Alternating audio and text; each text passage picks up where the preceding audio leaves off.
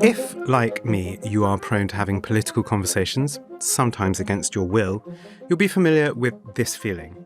You're trying to make your points, however imperfectly, but you feel like you're going round and round in circles.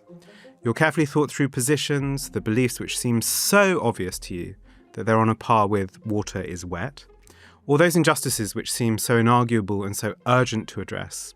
None of these seem to make any difference at all to your pig-headed, deluded, obstinate or witless interlocutor who refuses to acknowledge that I am, or you are, entirely right. If you have a little more self-awareness, you might pause and wonder, wait, I'm not sure I've actually been listening to anything they've been saying either. And that's just an instance of a wider and more diffuse sense, I think, that something has gone wrong in the way that we talk about politics. It's not just that we disagree in frustrating and heated ways, although that's true, but that perhaps we don't even share the same world as the people that we disagree with, and that we just endlessly talk past each other, or perhaps even that good arguments or cogent claims, these unanswerable cases, just get absolutely nowhere because something is broken in the way that we think politics is supposed to work. All of this seems particularly acute to us because politics, democratic politics in particular, since the Athenian polis onwards, is all about argument. It's all about words and reason and, above all, debate. It's the very stuff of politics itself. And if it's not, what's the point? You're listening to On Politics on the LRB podcast. I am, as always, James Butler, and joining me here in the studio is Sarah Stein Lubrano, whose book, Don't Talk About Politics, starts precisely in that moment of difficulty, and whom I've wanted to talk to about political disagreement and public reason for some time. So, Sarah, it's a delight to have you here. Thank you so much for having me. So, let's start there. What do we get wrong in how we think about what politics is and what doing politics is? Well, as you've just laid out, I think the main myth that guides a lot of liberal democratic politics, especially for those who are not deeply embroiled in the actual workings of power, is that it's basically a marketplace of ideas or a place where you have debates. And the assumption underlying those things, even if one doesn't think about it in the first moment one puts one's mind on it, is that if you debate enough, if you have a marketplace of ideas and you can at least sort of sample each idea, eventually the best ideas will win. Which sounds wonderful and beautiful and interesting until you pause and look at the universe that we live in right now. And, James, I don't think the best ideas have won in all cases. We're living through Trump's second administration. And so this book was written in response in many ways to 2016. And it asks, okay, perhaps there are other ways in which people's minds are changed, for better and worse, that are not just about arguments and reason winning out because they are the best. And once you move past that liberal myth, all kinds of very interesting things emerge, some of which might be useful, but first you have to become disillusioned.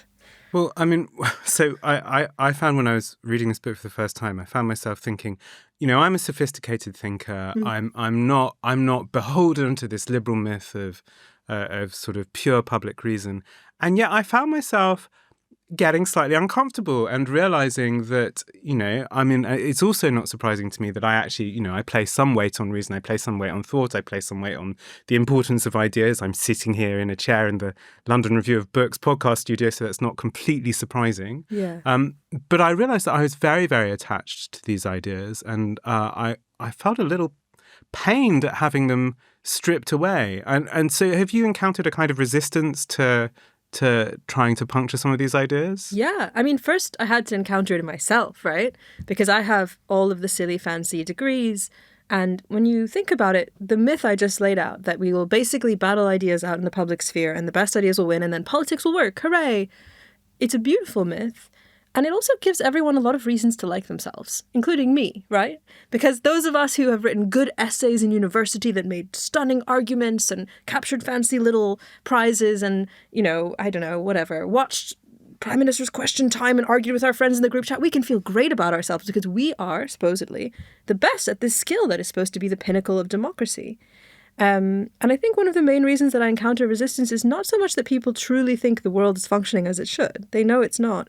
It's that it makes them realize that the very things that they love and enjoy and value for intellectual reasons are nevertheless not going to be sufficient, and that there's another set of skills probably out there that are both more ethically dubious and not the ones that they have formed their self-image around. Right. I mean, so one of the things I ended up thinking about while revisiting some of these chapters was, political theory does account for sort of non-rational forms of coercion. It's, pretty good in saying, in practice there are, fairly limited fora for debate. There are, all of these factors which play into politics as it's actually conducted, which are quite far away from a sort of ideal form of public reason.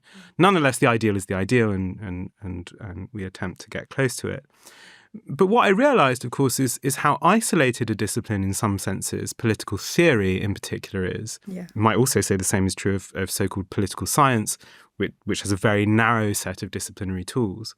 And one of the things that strikes me, I know you're from a quite interestingly varied professional background, right? So you've done some work in tech as well as, you have a profound interest in neuroscience. And cognitive, empirical cognitive science.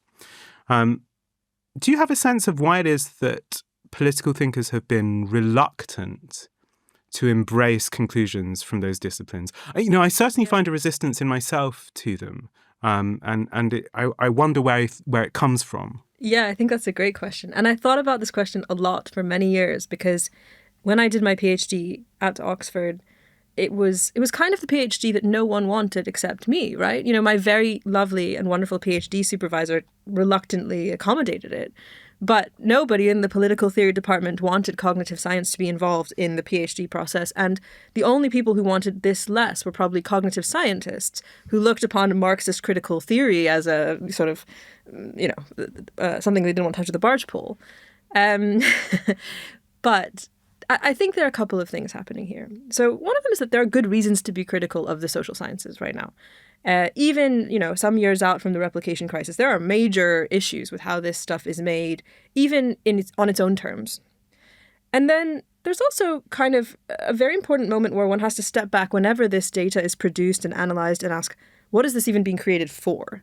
And I find, my next book is going to be on social isolation, what it does to the brain and all of this. And you really begin to see that for the most part, almost all empirical psychology, for example, is produced either to make workers more productive or to make healthcare costs lower.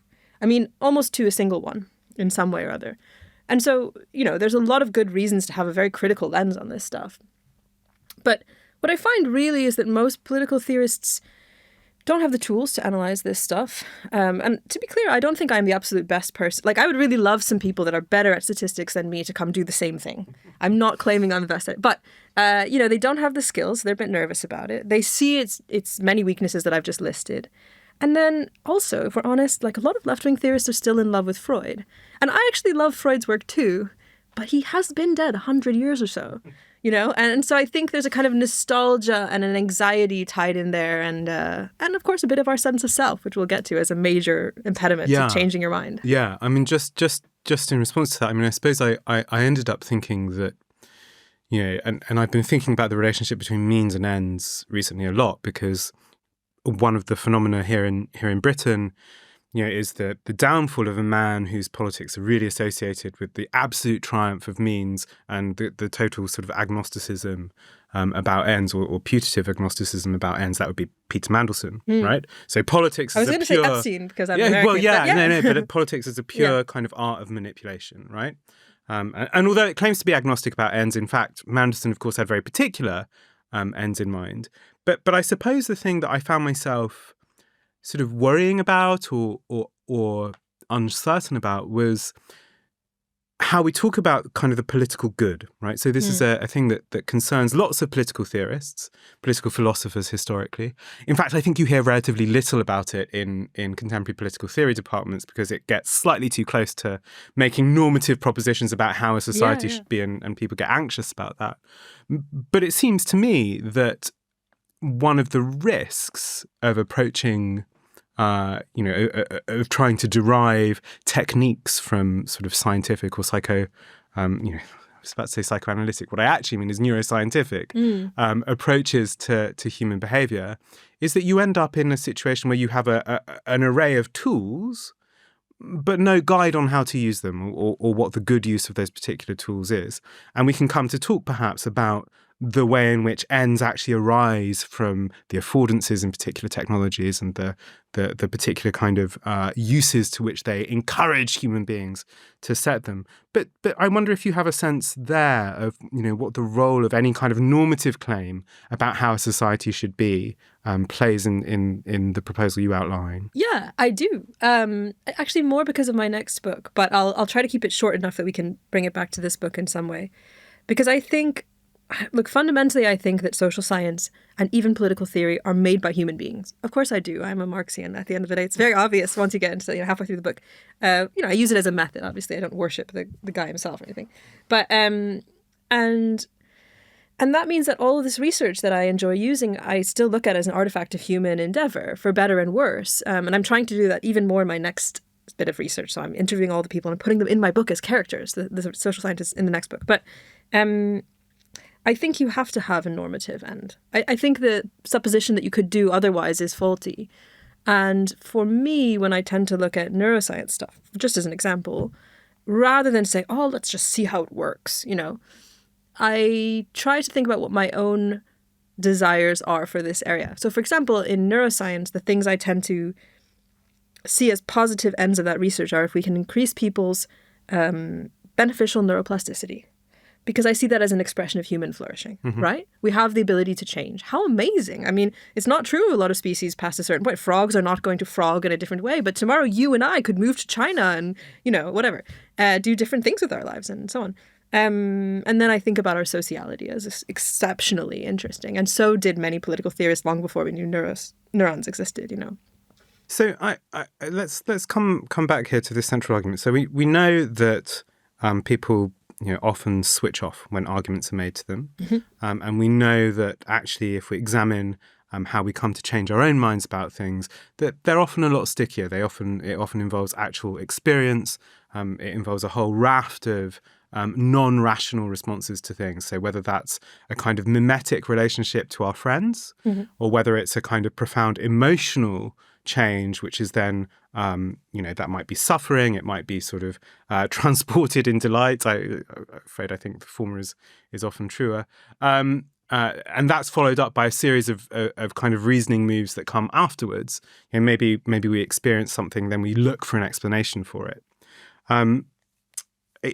You have an interest in the question of cognitive dissonance, the way in which beliefs don't match our experiences, or that we hold different and contrasting and perhaps incompatible beliefs at the same time. So how does that explain how people go about changing their minds? Yeah, great. And I'll just say, to do the listener the service for one moment, the first 2 chapters of the book, I spend a lot of time not just empirically, but also theoretically thinking about whether debate could be a mechanism for people to change their minds. And when you look at that data, it's really striking that people do not change their minds when they watch debates about political issues. Even undecided voters don't seem to do that in a significant way statistically.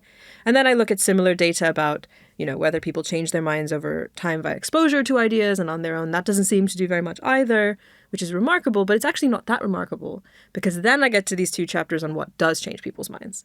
And there's a great deal of evidence that people's social relationships, interestingly, especially their friends, and I sort of wrote a whole chapter on our friends and our friends changing our minds in various ways, not in obvious ways. Our friends change our minds, our relationships change our minds, and then our actions change our minds. And so that kind of sets out the mechanisms by which I model belief change, and I talk about how belief change works. And dissonance theory sits sort of in the middle of that. It was also what that unwanted PhD was all about.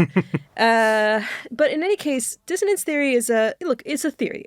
And I think it's a relatively well empirically documented theory. So I tend to believe it on average. But again, I think it's really important to look at social science and the theories that we've used to, let's say, circumscribe it and say, this is a theory. And it basically says that when human beings encounter a contradiction between 2 or more of their own beliefs or actions, the actions are really interesting, we'll get back to them in a minute, then they experience something like discomfort, or at least some kind of motivational state that pushes them to resolve that discomfort and that dissonance. So the two main mechanisms that social scientists and psychologists describe all the time with regard to this are either we rationalize, so we say, we find a way to kind of get rid of the contradiction as quickly as possible, right? Like every time I go on a plane, I know this is bad for the world, but I go on planes all the time for all kinds of cursed reasons. And so I will tell myself, well, but my work is so important and has such a beneficial, impact on the world. So I have to get on this plane. And that's nonsense, but it helps me resolve that discomfort. And then the other thing we tend to do is we tend to engage in confirmation bias, which is when we basically take in sources of information and weigh them more heavily when they agree with our existing stated worldview, right? So yes, James' tweet is great because James agrees with me, and this person is not a reliable source, and this whole publication is shit. I don't know if you're allowed to swear on this podcast, but let's yes, say you so. swear Okay. away with great joy. Wonderful. So I'm giving all of this as an outline because it will help us for the rest of the episode, hopefully. But what tends to happen when you look at big cognitive dissonance studies related to politics is it's not just that people have two views and they're kind of battling them out. Obviously, that happens to people. But it's often actually that we have really good documentation that people's actions and restrictions on their actions change their political views in ways that are funny and awkward and counterintuitive. And I'm going to give you some examples from the book, but there's a series of studies with a researcher called Kristen Lauren, who I actually interviewed for the book, which is great fun. And they just look at what happens before and after laws are passed that restrict your activity. So, for example, in San Francisco, they had a ban on plastic water bottles for a while. I think you couldn't purchase them. And then in Ontario, they had a smoking ban. And it's an amazing study because they interview, I think, the same exact human beings before and after the bans are passed. Before, they ask these people, like, do you want smoking banned in restaurants and public places? They say, no, that's such an inconvenience. I need to have my little cig, whatever. And then afterward, they ask them, do you want this ban now that it's here? And the same exact people are like, yes, this is a great ban. It's a good thing for public health. I had never smoked that much anyway. I never bought plastic water bottles, right? And I'm laughing because I think most people listening, if they were really honest for a minute, have done this about something. We've done this endlessly about our own breakups and the jobs we didn't get and the rejection letter. It's a good mechanism for reducing discomfort by trying to get rid of those apparent contradictions. But interestingly, we also have population-wide evidence that people change their stated political positions based on how those actions are permitted. And look, I'm personally the kind of woke brigade person who doesn't care if we can't buy plastic water bottles. But it's the same mechanisms in place when people get happy with dictatorships. Right. Yeah. And again, it's one of the things that recurs through the book is that many of these mechanisms are value neutral. Yeah. Right. And there's a disturbing undertone to lots of these that you think, well, if sort of progressives aren't taking them seriously, there are certainly a number of other people who certainly will. Yeah. I think who are. That's and I think the that's thing. very, very visible. I mean, you towards the end of the book, you mention, of course, Steve Bannon. Yes. Who, for all his many flaws, is very. They are manifold and varied, Indeed, yes. and I don't wish to minimise them at all. Right. I think he's hanging out in Rome at the moment with Peter Thiel, and That seems really on his unfair to the Antichrist rest of tour. us. Yeah. You should be in jail and we should be in Rome. But these are people who take seriously the idea that human beings can be influenced and in that case, I think often manipulated in these ways. And I suppose, I wonder if that accounts for, some of the latent attachment I feel to the idea that public reason has a place and has a virtue to it, has, the potentially disenchanting and disintoxicating effects that we hope, and the stress on hope, that making arguments publicly, absolutely with kind of intelligent use of rhetoric, intelligent use of communications channel, the presence of affect alongside reason, absolutely, and I suppose I had this sense when reading that the dominant among people that both you and I were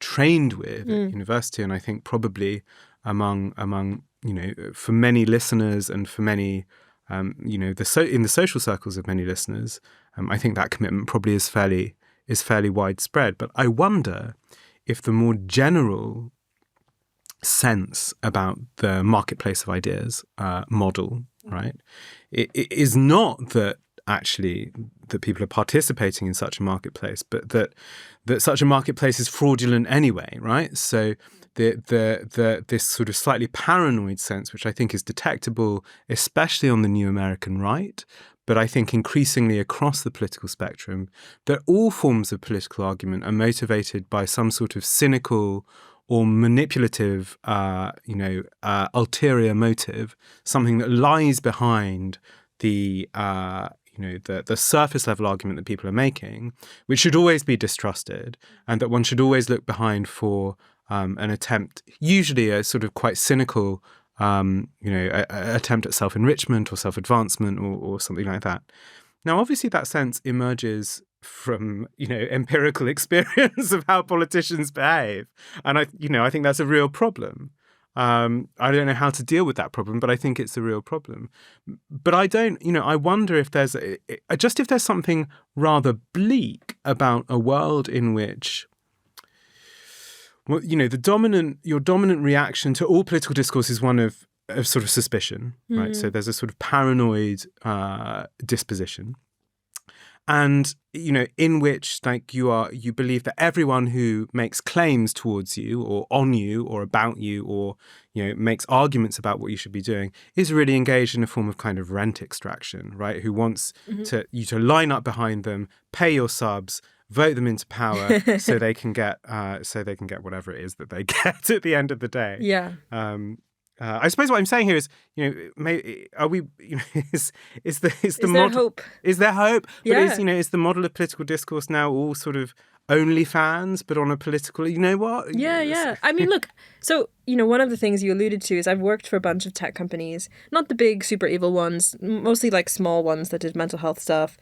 And for a funky place called the School of Life, and I did a lot of work then in what you might call content strategy, right? And again, content strategy is sort of ethically neutral in theory, but often a little bit dubious in practice because we live in an attention economy and people's attention is precious. And so I think a lot about this rentierism in a way. Like, how do you get someone to pause? How do you get them to click through? I know this process, and so it's easy for me to feel cynical about this. But I guess, I don't feel hopeless about politics, and I think that comes through in the book. And I don't even necessarily feel hopeless about processes that involve talking.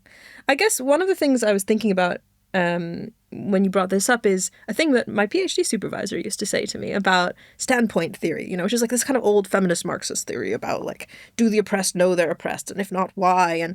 And we live in this funky world where people, well, at least we went through a period of time where people would say, if you're oppressed, you know about your oppression the most, and therefore that person's just, and there's lots of problems with that as a kind of blunt force theory, because many people don't recognize that they are being bamboozled in one way or another, or oppressed, or worse. But one of the things she said, which I really appreciated, she said, but you can achieve a standpoint. You can achieve a moment that is a combination of experience and reflection. It's Hegelian, of course, dialectical anyway, maybe materialist, that where you do think better because you've both used words with other human beings and you have, struggled in the world or suffered or had an experience. So I guess the way I would think about this is, yes, like lots of this world is going to be rentierism and like bizarre, horrible, weird, creative, terrible content strategy that's just targeting our attention all the time. Most political discourse, in quotes, is maybe even that. But I'm always looking for the people that are achieving the standpoint, right? That they are like trying the thing and then they're reflecting, ideally with others. One of the things I think this book is, hopefully, is a very anti-individualist book. And I say that as someone who's, loves to read on her own and do things. But I don't think thinking happens on your own. I think it happens with other people, and you achieve your best insights with other people. And you have to, because they've had experiences you haven't, and only together can you synthesize something that looks like reason. And that also necessarily involves action. So I guess I always keep trying to look at that positive model when I see the sort of horrible stuff. Yeah, I mean, one way of course, of reacting to the sort of maelstrom of attention grabbing and the sort of need to stand out and grab attention within it is simply to say, I know that the thing that I'm doing is good. I know, for instance, let me take a professional context. Sure. I know that it is better for someone to click through and read a long London Review of Books essay about politics than it is for them to watch some sort of, Alex Jones, InfoWars conspiracy theory video. I think that's a pretty clear But good. when will we sell our supplements, James? Well, you haven't had the ads yet. You're listening to On Politics on the LRB podcast, and stay with us and we'll be right back after this very short break. You're listening to the LRB podcast. I'm James Butler and I'm with Sarah Stein Lubrano, and we are talking about politics. So anything, I mean, not anything, but I'm willing to engage in, whatever sort of cheery, camera-facing video needs to be done in order to bring that attention through, in the hope that, and it really is in the hope that some sort of subterranean consequence of reading that essay might be to change one or two or three people's minds about something, or, allow them to have, you quote the very famous Lichtenberg line. Yeah. To find I got that from you, by the way. I wondered. No, I did. You were interviewing someone and you said, I love this. And I thought, this is great. Yes. Yeah, I owe wondered it to you, whether that had come for sure. via me. But the wonderful, that he makes his intention is to supply his own side with reasons and arguments, and to let the other side know that we have not yet been convinced. Yeah. And I think that's a good way of thinking about these things. But as we're on the question of technology, and the question of lived experience and how you make, that's the buzzword, right? Or has been for the past decade. How you make something coherent out of lived experience, or how that turns into politics. I one of the things that has always struck me about the legacy of critical theory in the 20th century is the often profoundly negative, right? The sort of amazingly pessimistic body of theory from Adorno about communicative technologies and their consequences, right? So there's an almost parodic moment in Adorno where he's like, radio, fascist. Radio is fascist. But he loved writing radio essays. Yeah. And thus the cognitive dissonance continues. But one of the points that he's making, and it's not, is of course that he has the experience in Germany of hearing the Führer's speeches broadcast from radio and becoming aware that there's no dialogical mechanism at all in radio. It's broadcast, it's unidirectional, it presents its audience with what they should think and communicates something. Now, you can say his account of radio is not very sophisticated in that sense, but there's something there in that. He contrasts it, in fact, with the telephone, which he believes is democratic. Democratic, a word in Adorno that's not always as positive as it might be for a contemporary theorist, but certainly better than fascist. I wonder if we can talk a little then, because you mentioned the concept of affordances, right? So these action potentials that arise from technology. And in your account, they're pretty positive things, right? Like they are, or they are often ways of increasing freedom in one way or another. Yeah, they right? can be. They can be. Yeah. And I wonder if we might think then a little bit about how they are or how they might not be. Let's do it, yeah. This is one of the things I really like about modern empirical social science. And psychology especially, but other things as well, is that, unfortunately, most psychologists I talk to are very focused on a very narrow thing, and they're not really looking at a big picture. But if you do zoom out even a little bit and look at it as a discipline, one of the main things that seems to be happening over the last 20 to 40 years is a repeated finding again and again and again with different language and jargon that human beings are profoundly motivated by a sense of their own agency. And even cognitive dissonance theory has this written kind of, in paragraph 2 anyway, which is that it's our own actions that make us motivated, right? We want to believe that we chose our actions freely. We want to believe they had positive effects. We might do incredible and harmful mental gymnastics to keep that. But in a way, it's something I admire about this subject of psychology, is that they're focused on their own sense of agency. And I think we should value that about the human subject. But of course, there's a dark side. Yeah. Right. So...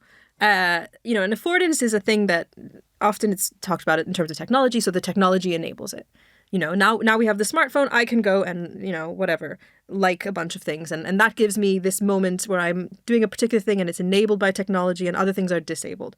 The radio is a one-way, mostly-ish, technology, and it affords me mostly the opportunity to listen. But social media has all these other affordances. And what we see when people have new action possibilities is they begin to shift their beliefs to match what they've done. And so I actually think that the social media affordances are a lot more dangerous, because it's not just that I've heard the Fuhrer or, whoever. It's that I've also liked it. Or at least I've spent a lot of my time like scrolling and choosing to listen to that thing. And maybe I've even commented. And even if I've commented angrily, in a way, I've bought into it as a process. And all the psychological research that I'm using in my book would suggest that that deeply invests me in it at minimum, maybe even shifts my beliefs towards that thing. So I guess I see affordances as positive in the sense that I want to teach is an interesting word here, but I want to encourage political actors I agree with to use them. It's one of the things I talk about in terms of gateway actions. There's a sort of debate in sociology. When people do a small political action, does this make them more likely to get deeply involved in the movement, or do they check out? And, there's a gateway versus getaway debate. Is it a gateway into the environmental movement to recycle, or is it a getaway and then you're done? Obviously, people are different. On average, the data seems to suggest that people get more and more involved. That's great news in a way. It gives us something to do besides argue with each other at the dinner table. But it's a dangerous news as well. And I wanted to even give readers that sense when they get to the Steve Bannon bit of my book at the end, that he already knows all this stuff. Right. He's got it figured out. He's using the affordances. He's like, I give people little tasks online each day and they accomplish their little tasks. And then the next step is they go and run for local government. And then they're really happy because they have friends, and friends really motivate. It's like he's read my book. And in a way, he's written my book for the far right. So yes, I look, like all things, I always like the Melvin Kranzenberg quote, technology is neither good nor bad, nor is it neutral. Same with affordances, which are, of course, the result of technologies, more or less. But we've got to be using the affordances just more thoughtfully and critically. Probably not critically enough for Adorno, but at least, more than Steve Bannon. Is anything critical enough for Adorno? No. We'll never please him. No. Well, I mean, of course, that's one of the things I admire about Adorno, is his willingness to stay in that kind of relentless tension with the world around him. I find it very admirable, while also not being able to do it myself. Right? Yeah. I think it's in some ways a sort of impossible way to live. If a very enlightening one for the rest of us. I'm glad he did it. Yeah. Yeah. I mean, this question of investment and the sort of interior justification that arises from use. I mean, look, I've been trying to cut Twitter out of my life. I could just delete the account, but I feel sort of attached to it in the way that it's something that I've had for almost 20 years. It used to be fun also. It used to be fun. Yeah. There are lots of aspects of my life that would be very different if it hadn't existed. Probably some of them would be better. Some of them would inarguably be worse. Yeah. My life would certainly have been much less interesting. And as much as I don't agree with the sort of, I've never, quite convinced of the sort of Arab Spring democracy via sort of networked effects. Nonetheless, there's something of that spirit still lurking somewhere. But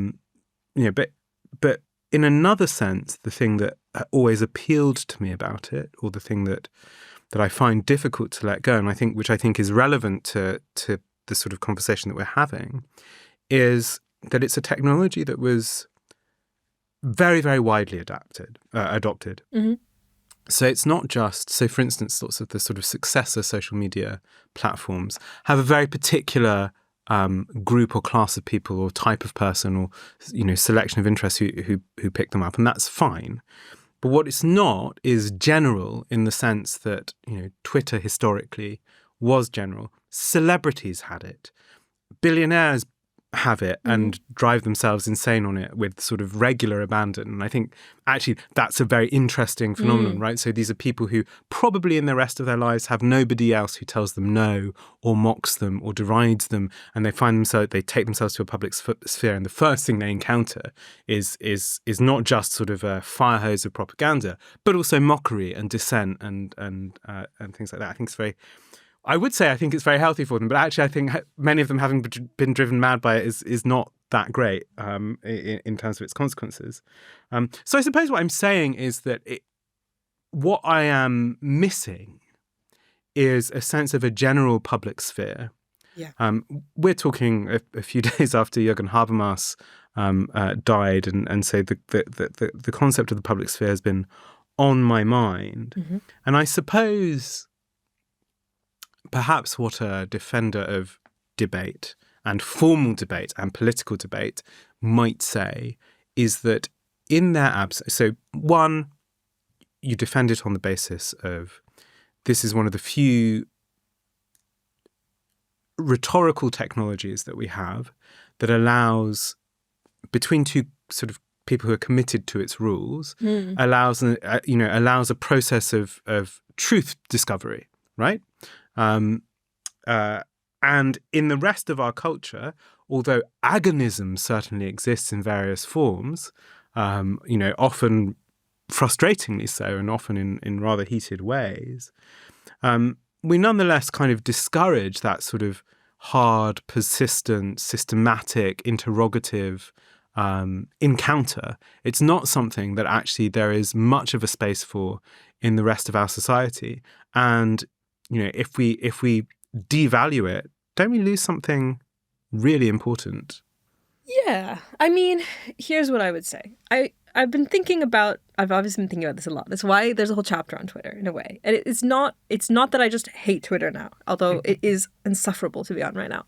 It's that I'm sad. It's that I'm grieving. And in grieving a thing that I wish at least had existed and almost sort of did exist for a minute, we can get to the fruit, the little kernel of it that's still good. This is the Hegelian thing of Aufhebung. We're finding the good bit and we're, realizing it through the abolition of the rest of it, blah, blah, blah. I think there are these beautiful moments in the human experience where people disagree and they bring their disagreements to each other and they do manage to get somewhere. I think those moments are unbelievably rare in politics. And one of the things that I wanted to say in this book repeatedly in different ways is, yes, people do this all the time about abstract philosophical concepts, although they probably do it less than they think. But politics in particular has certain kinds of blocks on our brain. So there's a study I look at where they show that they can move people's mind on a lot of issues when presented with new data and information, but not the big political issues. Those have a different kind of grasp on us, probably because they have a hold on our sense of self as good people and as agents in the world in a way that a question I don't know, is this concerta good or whatever? I'm terrible at music. Sorry, concerto? Yes. So there's that. And then I think the other thing is, because there are these strong mental holds that political ideas have on us, and I really do believe, by the way, that it's ideas that have us rather than us that have ideas, which we can talk about later. We need really specific kinds of spaces to make progress together on political issues. And I think that online spaces largely cannot do that. And one of the things I talk about in the book is something called social contact theory, which is not social contract theory. And it's a bunch of conditions that have to happen in a certain kind of space for people to reduce their prejudice against each other in sociology. And it's pretty well borne out by empirical data. And here are some of the things that you seem to need for people to become less prejudiced, right? You need to be positioned as equals in practice and in theory. So the institution says you're equals and you actually are treated like equals. That's hard. And while online spaces kind of have that, they also kind of don't, because there are celebrities who have many more followers, blah, blah, blah. Your differences have to remain salient, obvious. And actually, online, a lot of those are obscured. We might not know, for better and worse, online whether someone is a person of color, whether they're trans, whether they're rich, whether they're poor. The differences are not that salient online in some ways, even though people often have put a million things in their bios, right? And then they need to have a shared goal. And I've thought about that shared goal a lot. Again, what this literature is saying is when people don't have a shared goal and they exist together in a common space, even as equals, they may not reduce their prejudice against each other. There's something about that shared goal that seems to be doing a kind of work for people in their brains. And I think our online spaces really don't have shared goals. And I think, James, if we're going to be really self-critical, both you and I, to lump us in together for a moment, we have had a training, a habitus induced into us by a very particular set of institutions to at least pretend that we have a shared goal, right? Or even now, you and I have the shared goal of the LRB podcast. Yes. Yeah. Yes, but most people don't have that. And when they go onto Twitter, it's not obvious to me that they think that they have that shared goal. So I think we have to kind of step back and almost add a kind of grumpy Adornian class analysis and say, yes, we had a great time on Twitter in 2007, but actually it can't fill that purpose in general for a whole bunch of reasons. Right. I mean, one of the consequences of that training, of course, is a reluctance to make arguments about shared social goals because they sound naive, right? So yes. I want a society oriented to the good in which human flourishing is prioritized. Well, I sound like a sort of, some sort of idiot who's, barely encountered any critical account of, why the Platonic Republic is evil in various ways, or why this is all impossible, and actually that we must have a much. I know cynicism is so fashionable, and somehow it has been now for 200 years. But I disagree with that personally. It's not my affect. But so I mean, one of the profound influences on my thinking about politics is Gillian Rose, and I won't try to make a sort of bite-sized account of Rosian thought, because I think that's both impossible because of its complexity and sort of against the sort of very process that Rose is interested in. But one of the things that she's interested in are precisely in these moments of ambiguity or tension or conflict in which no clear or obvious path is available to us, right? And there's all sorts of interesting avenues that takes in her work. I mean, I would encourage listeners to pick up Love's work. Love's work, of course, would be the best way in some ways. Morning Becomes the Law, the collection of philosophical papers which published at the same time, very interesting as well. But I suppose one of the questions that arises from thinking about kind of Rosian thought, of that kind of beginning in the middle and not foreclosing the avenue of possibility. And one of the things that seems resonant with the sort of the work that you're proposing, or the approach that you're proposing, is the importance in one sense of openness to the other, of openness to contrasting and maybe even troubling difference in the other. And one of the great anxieties I have about political readers of Rose, some of whom are not perhaps a sophisticated thinker as she is, and who is, let's be honest, I mean, she was an extraordinary thinker. One of the great difficulties is knowing how to stop that from sort of devolving into a sort of wishy-washy politics, not just of the middle, but of the centre, right? Of a kind of, we need dialogue and debate, and that means that we, or that we need to really encounter each other, and we need to, so there's this kind of endless and rather sort of, bloodless politics that arises as a result.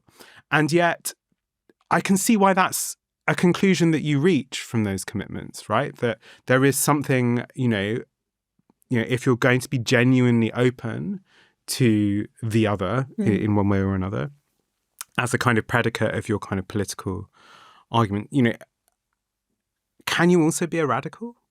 I think so, yeah. But I think, first of all, we can't take centrism at its word, right? And in the book, I say a couple of things about centrism. I once went on a YouTuber's channel about this, and wow, I've never seen so much hate mail in my life attacking centrism of all things. And I think that's very telling, actually, right? But first of all, a lot of centrism is not... some of it's in good faith, but a lot of it is not in good faith. And I talk about, the sort of stereotypical centrist dad who is, as some critical, more social theorists would say, or whatever, media theorists would say, they are leaning right while punching left. They'll say, I'm so neutral and in the middle, and, but these juvenile leftists is the most common thing.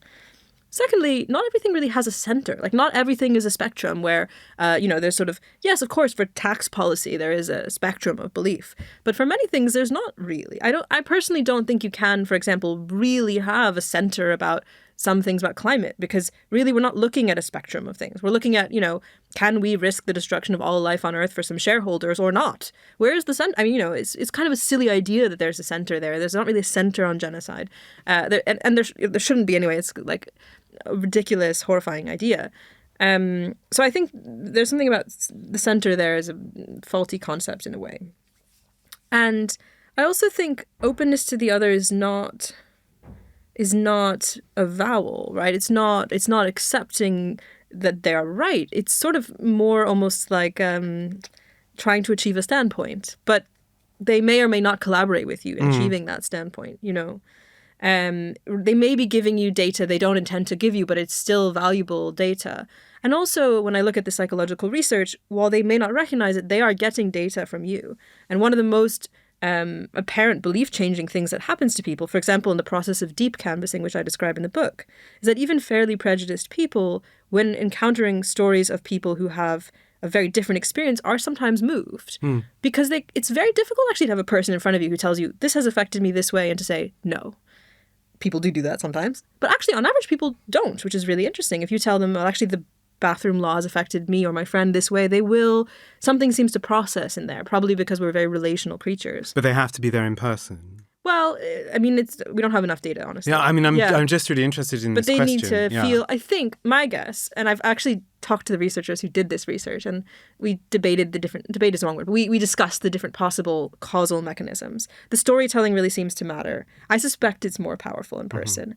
I think probably looking at a wider range of data, it's that you think this person might be in your social world for good. And so one of the reasons I don't necessarily promote deep canvassing, even though it's a super telling technique, is that most people who engage in it are a little bit transactional. They're there to change your mind on one thing and then they leave.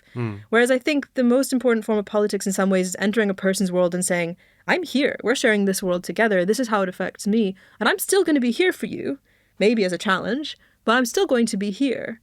And I think my best guess is that that's part of what shifts minds, because the person says, oh, you're not in my social world and I have to account for you. So one of one of your accounts of the way in which people change their mind or come to develop their politics is basically through quite thick sociality, right? Like through their social relationships, what their friends do, and so on.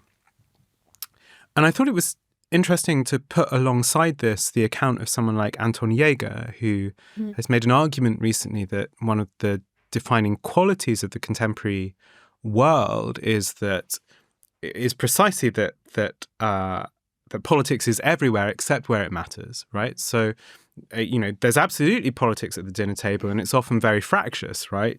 Often intergenerational, often without any kind of clear resolution. But where it's not, or where there is little sense of there being an effective means of political action, is in the very sphere where you might actually exercise power to change things. So you end up with a kind of very intensely discursive form of politics, but without any institutional purchase whatsoever. And I suppose the thing I'm interested in is how one goes from having, I can have lots of political conversations with my friends, and I do. That's perhaps not surprising, being who I am, and being the class I am, and being in the social position that I am. But even I feel like there's actually very little avenue for me to translate those into actual political actions that might have genuine consequences beyond the merely local level. So, for instance, I could run a recycling drive, I could run, a litter pick in the local park and whatever. But sure. that's political, valuable. But it's how to change things beyond that. What I'm asking you, Sarah, is what is to be done? What is to be done? Well, yes, obviously I have all the answers. No, I don't. But here is where I get to in this book. And I think it's a question I'm still working on, by the way. And I do think one of the if there are to be public intellectuals, one of the things that you should model is confusion. So I'm going to let you live with my confusion a little bit. But, I think one of the most obvious things I'm saying in my book, once one gets all the way through it, is that we have dismantled the things that would enable you, James, to go out and be political tomorrow. We, meaning society as a whole, through a process of attrition and through a process of domination. So we lack the social infrastructures and the social networks that previously permitted people to formally and informally organize through everything from the church to the union. One of the things I write about at length is social atrophy, the weakening of social relationships in society, which is extremely well documented and the subject of my next book. And of course, it specifically refers to the effects on the brain, because our many fewer friends and our many more hours alone are doing some quite weird things to the human brain. But in any case, we're experiencing this weakening of all of that social fabric, and that's actually where political organizing happens, right? I use the civil rights movement as an example because it's one that people both feel strongly about and rarely have cynical critiques of. There should be critiques of every movement, but people can kind of get into it pretty easily. And they were an extremely social movement, and I mean that in the sense that you were organized in the barbershop and in church and in the mosque and all these other places, and we are missing that stuff, right? And then we are also, and I think that's important because, to be honest, many of us mistakenly think that whether or not we can be political is about how we personally feel on a given day. And I think that's totally an error. I have never felt like going on a run in my entire life. And I often don't feel like going to parties. I just do it anyway because I know it's good for me and because I know it's necessary for the ultimate kind of life I want to live. And I think political life is the same way, but we need the infrastructures that make us go. The party that if we didn't go, our friends would be like, where the hell were you? And I don't know, Strava, whatever. Sorry to use an app in this, but we need a mechanism that holds us accountable to the really messy and unglamorous stuff. And one of the things I point out is that, in the civil rights movement, the people I think of as doing politics within that are the women making the sandwiches. Like there was like a huge sandwich making process that happened for the Million Man March. And even though I think demonstrations are mostly there for recruitment, and I talk about that a lot, making that sandwich is an act of political reasoning, probably because of everything that will come with it rather than the sandwich itself. And so I guess what I'm saying is I think we have a lot of sandwich making to do. And I also think we have a lot of uncomfortable holding people to coming to inconvenient things to do. And I don't think we're there yet. For example, many movements that I like and agree with in the broad sense, of course, today are not yet that good at bringing people into basically a system of accountability. And I don't mean that in the like horrible punitive sense if someone's done something wrong, although we always need that too, but in the sense of like, wonderful, you've been on a Palestine march, but now you need to be in a network of people near you who care about the same things, and we're also going to educate people together, and we have responsibilities and we have tasks, and Isn't this the fantasy of the party? Yes. I mean, this is the classic, ideal of the political party. I believe in it to a degree. Yeah. There were obviously bad things that happened. But I think there's something kind of almost psychoanalytically interesting in I think you watch these debates happen across political spaces, and they tend to converge on often a similar account of, say, it was good when there was social thickness out of which the party could be articulated, right? So it was good that, say, the Italian Communists, this is my preferred classic example, Sure. The Italian Communist Party, which had these kind of enormous network of houses of the people, in which if you had no money, you could go have a drink, have a dance, that there was a social, and this, one of the things that when you're reading some of these very melancholy memoirs of old Italian communists, they say, this is the thing that worried the police the most was that there were these, that people were bound into these forms of associational life out of which political commitment emerged.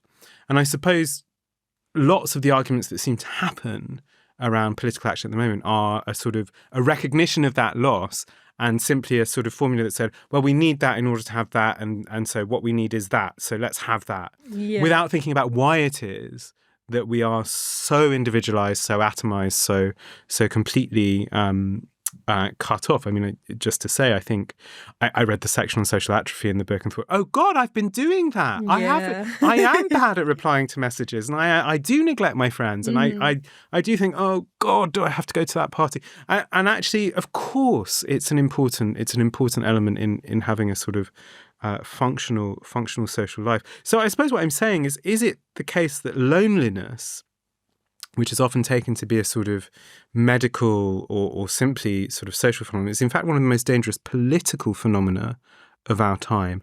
And as a corollary, should I therefore, like a pre-revolutionary Parisian, be holding a salon? Yes, you should be holding a salon.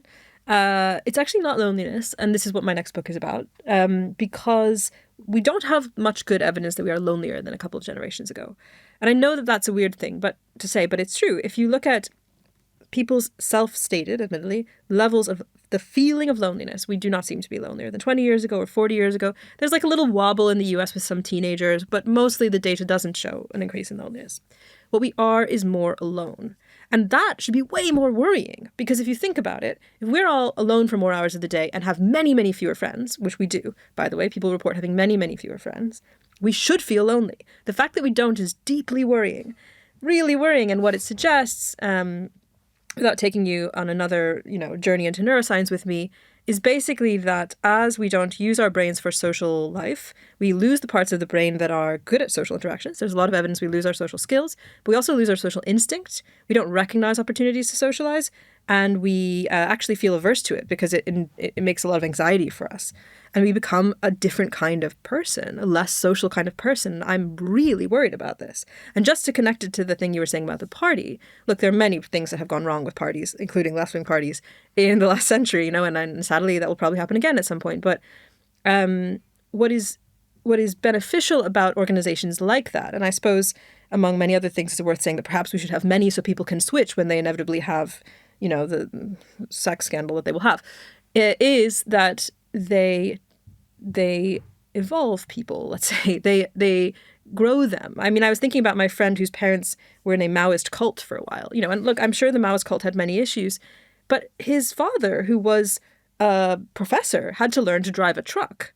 And I know that sounds stupid, but I think it's really important, actually, that we're about to live through the falling apart, the genuine collapse of a number of systems. And we have a bunch of people who are very well intentioned and their main skill set is like rants on Twitter. You know, we're going to have to do some other stuff. We might need to drive some trucks. And we're also going to need to do some social skills that we don't use, some social skills that we don't have. One of the things I think this book is about is that not only do we need to have institutions that make us more social, we need to have social skills that allow those institutions to flourish and they reinforce each other. And the skills I really want people to develop politically are these social skills rather than the skills of argumentation and debate, which I don't think are serving us. May I ask, we're sort of drawing to a close. We've got a few questions I want to get in. Yeah. What did you last change your mind about? What did I change my mind about? I mean, look, I'm also human, so I don't change my mind as much as I should, right? I think I have become, interestingly, a little bit more open to the idea that there could be a positive version of AI. And I think this has happened because I've met people, including people very close to me, who use AI in interesting and weird ways that I think help them fill cognitive gaps so that they can flourish in other respects. And I'm obviously saying this with all kinds of like interesting asterisks and caveats, sure. Right? You know, that I think on average people sadly are not using it that way. And there are many, many structural reasons it's not mostly going to be used that way right now. But I think I've become more interested in a positive vision of artificial intelligence in a very specific way. Whereas I would previously and instinctively be, you know, a Luddite or whatever. Luddites weren't really like that, but averse and scared. And I want to remain open to that because I think I am one of those people who doesn't think you can put technology back in the box. Yes. So I'm trying to shift on that by talking to people who've had that experience. Oh, that is super interesting, actually. So there's a hopeful reading of your work in which we leave behind, or can lay to one side at least, the kind of very frustrating go-round and the sort of fruitless exchanges which characterize the process I was describing at the start. And we replace them with a sort of much more affective and thicker kind of infrastructure of reasoning together among our friends, among people with whom we're connected, you know, in various communities of various kinds. And whenever I think about proposals like this, I start to worry about time. Yeah. And, you know, it was possible, I think, at this stage, that the very funny version of this, or the depressing one, depending on how committed you were to it, was as people were founding the Your Party thing with Jeremy Corbyn and Zara Sultana, you know, you had a faction there saying, oh, well, it's going to take 20, 30, 40 years to build the party. And I just thought, are you mad? Are you mad? What do you not understand that you know, there's, you know, I think at the time there had been, you know, however many thousand far right on the streets with Tommy Robinson, and there had been there were all these escalating crises, you know, not only in the Middle East but more systemically the climate crisis, and so on and so on and so on. So we don't have 20, 30, 40 years. And so I suppose the difficult question, but the sort of brass tacks political question, is what do we do in the interim while we're building that, if that's something we want to build? Yeah, I mean, it's a good question, and I don't think there is a neat answer. I do think some issues you have to want to be quick. There are things to be achieved in terms of climate, as desperate as the situation is, that are time sensitive, and there's literally no way around that. But I'll be honest with you, I think I'm a long-term thinker. And I don't just mean that that's my personal predilection, but also that I just think that's really the spectrum, the scale at which change happens. We could think about this a lot of different ways. I think part of it is weirdly being Jewish, obviously in the sort of agnostic Marxist way that one is. Still, you have this sort of 6,000-year-long history that you're constantly thinking about, and 6,000 years becomes a comfortable scale for thought in certain ways, you know? Another way of thinking about this might be decolonial. I mean, I'm not mainly a decolonial thinker, but I really think about the phrase a lot, like the apocalypse has happened many times before to other people. And the idea that this is, you know, the only, I mean, it will obviously be devastating. The climate crisis especially will maybe kill billions of people. You cannot ever make any kind of light of it, but I think you can see it as within the spectrum of millennia of human suffering, let's say, right? And my honest answer is I mostly do think like that. You know, I think about myself not as a person who's going to live through all the major events, but just one who is part of a very, very long spectrum of time and will probably not see most of these things happen. And that might be bad in some ways, but I think it allows for a kind of clarity of thought that I feel is both honest and sometimes even insightful. Right. I mean, it's certainly freeing not to feel that all of your thought has to be directed towards the next general election or something like that, right? Yeah. And I think, you know, it's one of the great flaws in politics in this country is that, you know, anyone who can think more than one electoral cycle ahead tends to win. Yes. So this is the long-term, you know, Farage Brexit thing is, you know, didn't think in those terms. You know, but various other problems with him aside, that capacity for thinking outside of that cycle is a very important one. Even Project 2025, which is not a huge spectrum of time, but they thought ahead, you know.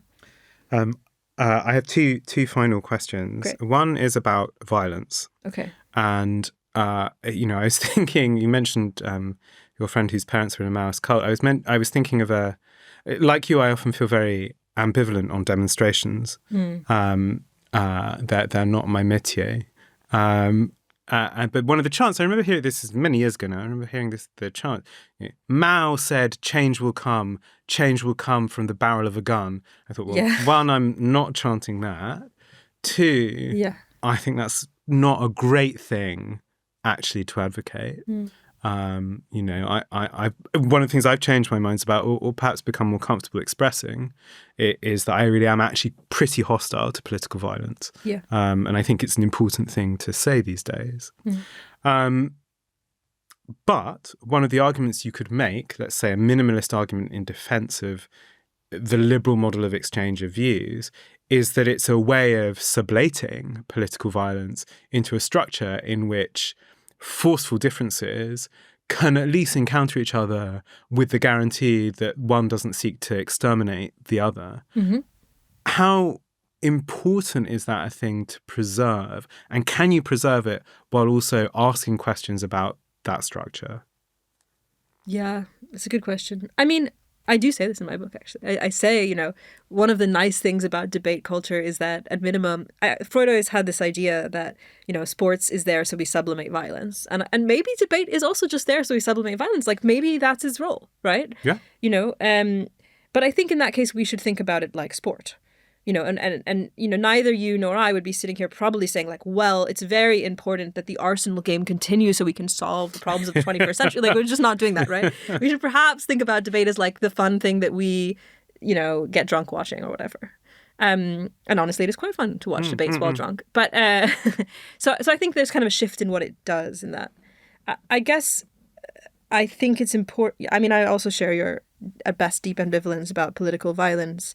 Largely because I think, you know, the people that are happiest to use political violence are precisely the least desirable people to be using political violence. It's almost that more than anything else. Yeah.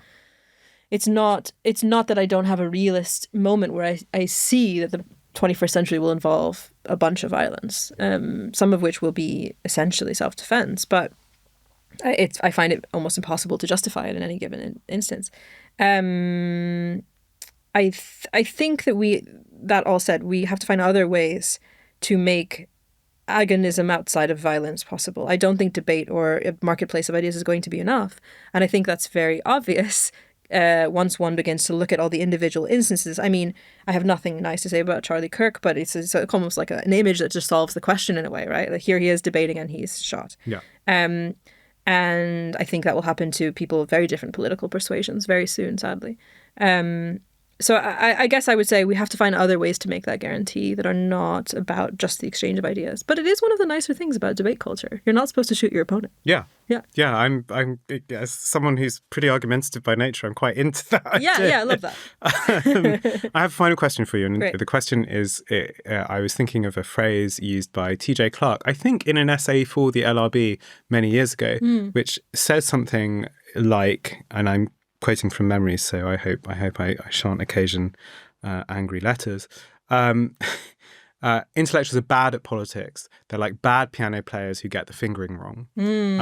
And I've, and actually that is true in practical politics. Intellectuals are often very bad at the kind of message discipline, repetition, kind of simplicity often needed to communicate in that way. So, as you will know, there's a long-standing debate within critical tradition about what exactly the role of intellectuals in politics is. Sometimes it's sometimes we are accorded central roles, sometimes they're disdained. I wonder if you have a sense, as someone who's engaged in intellectual production, but also perhaps a bit skeptical about the claims often made for it, what the role of an intellectual is. Yeah, that's a great question. I mean, I share the skepticism in a way, first of all. I think it's worth saying intellectuals have been very bad at politics, and I kind of think, I constantly think about like Michel Foucault signing on to, I don't know, letters defending pedophiles in the state of Iran and whatever, like they're bad at every level, kind of, a lot of the time. And there's no question about that in a way. And I also think that politicians are extremely good at ignoring intellectuals when they want to. You might think you have a pet politician, but he has a pet intellectual, and good luck. So, there's all those kinds of problems. I guess I can tell you instead what I aim to do myself. I mean, I'm in no way a major or important public intellectual, not at all, but I have thought about this all the same. And I have an essay on my Substack, actually, which is, does the world need more original ideas or does it need more influencers? And I kind of land on like, well, we need more influencers, but I mean this in a very specific way. Because I think when you look at what most influencers are doing, actually, not the intellectual ones necessarily, just in general, they are engaging in a process of social reproduction in the Marxist sense. They are teaching people how to be in the world enough that they can recreate themselves, enable themselves, flourish in some way, and at least reproduce themselves enough to go back out in the world. And this is true at the most banal level. They're like, this is how you do your makeup, this is how you breastfeed, this is how you cook, this is how you do whatever masculine activities don't get advertised to me on Instagram, whatever. It's largely social reproduction. It's how do you be a person? Yeah. Let me show you. And I think we're in a world of influencers, not only because the technological medium affords it, but because we're in a world of extremely thin social reproduction, which is why, we see the combined crises of men don't go to work. Why? They're not really socially reproduced enough to go to work. People don't get married. Why? Because that's actually a really complicated process of social reproduction. People don't have kids. Obviously, yes, of course. It's also an income problem, but it's a social reproduction problem. People don't have enough knowledge about how to even be people. That's why they're learning DIY and how to floss on, it's amazing what people are learning online. So when I think about what I want to do, I do want to write these books. I do have this moment where I think I just need to know for myself. I need to know, I need to understand this isolation crisis. But then I always have this moment of translation, partially because I worked for so many years at the School of Life, which had a popular YouTube channel. And I think what I'm doing for people, I think about it as intellectual social reproduction. To be a person in the world, you have to have a certain amount of ability to interpret the world around you. I think about that Terry Eagleton quote, right, where he says, "It is beneath the dignity of a rational creature not to understand the conditions of his own oppression." That's a form of social reproduction to me, to tell someone, let me give you an account. Maybe you'll disagree eventually, but let me give you a bit of an account of how you're here so you can get yourself through the world. And maybe I'll even teach you, ideally, or model for you a version of the skills I want you to have about how to be a thinking person.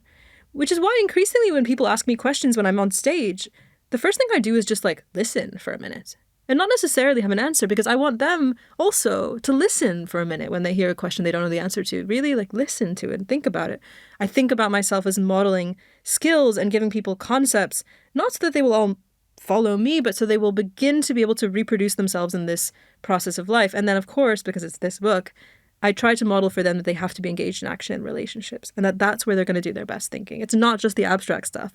And then you have to go do some of it, and it's going to be annoying, and you're going to meet annoying people who disagree with you, and you're both going to work on the same goal anyway. And that's really important to think well.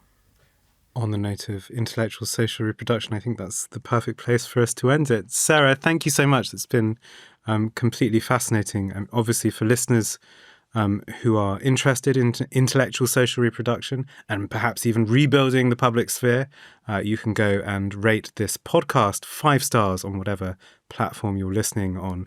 And you can also subscribe and read the London Review of Books, the bumper Easter issue of which is out now on newsstands near you. Thank you for listening. Thanks for having me.